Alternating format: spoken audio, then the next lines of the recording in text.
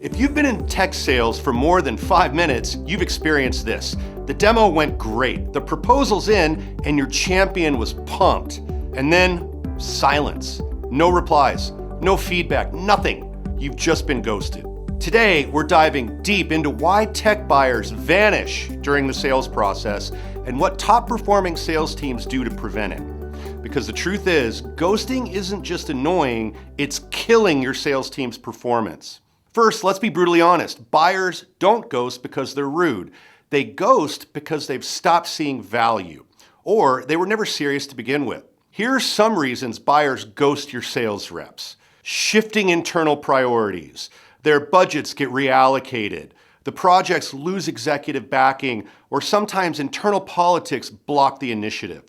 If your deal isn't tied to a real strategic priority, it's the first to get cut. Budget or authority gaps. That enthusiastic prospect, they may have zero buying power, or worse, they ghost you when they realize they can't push it through. If you don't qualify for budget and authority early, you're just giving free consulting. Overwhelmed or limited bandwidth. Your buyer is juggling multiple priorities and vendors. You're not getting ghosted because they hate you, you're just not a priority. Lack of perceived value or urgency. You have a weak ROI story and no clear differentiation, and they have no reason to act now. If the pain your customer's feeling isn't real, or your solution feels like a nice to have, you're toast. Fear of conflict or sales pressure. Some buyers avoid confrontation. They fear the sales rep who won't take no for an answer. They're not ghosting you because they're evil. They're ghosting you to avoid a sales conversation that feels like a trap.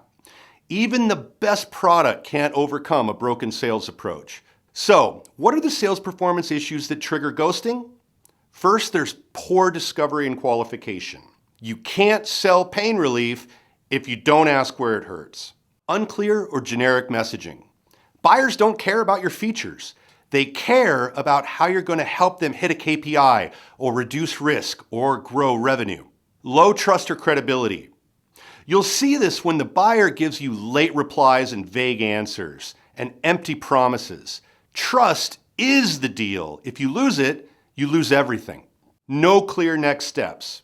You ended the meeting with, "Let me know if you have any questions." That's not a close. That's an invitation to ghost you. Lack of personalization or human connection. If your emails sound like a template, you're getting deleted. If your call feels like a script, you're forgettable. Research from Salesforce and Gartner shows 40 to 60% of all B2B sales tech deals die mid-process.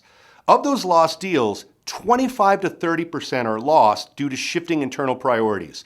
20 to 25% are lost due to ghosting or lack of sales engagement. 20 to 30% are lost due to sales execution issues. 10 to 15% are lost due to procurement or legal issues, and 10 to 20% are late-stage losses to a competitor. So let's stop blaming bad leads and tight budgets. A big chunk of revenue loss is preventable. Qualify continuously.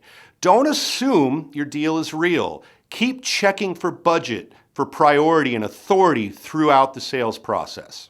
Go multi-threaded. One contact does not equal one deal. You need to build relationships across the whole buying committee. Co-create value. Don't pitch to them, build with them. Roadmaps and ROI models and implementation plans. These all help get deals done. Confirm next steps every single time. Always leave the call with a clear next step, verbally and in writing. Use strategic breakup messaging. If the customer goes dark, don't cling to them. Send a message that gives them an easy out or a reason to re-engage. Here's the bottom line. If your pipeline is full of deals where no one's replying, no one's calling you back, and no one's committed, you don't have a closing problem. You have a ghosting problem. The good news? You can fix it with process, discipline, and real customer focus. So stop chasing shadows and start building momentum. If you and your sales team are experiencing some of these issues, book a call. I'd love to help.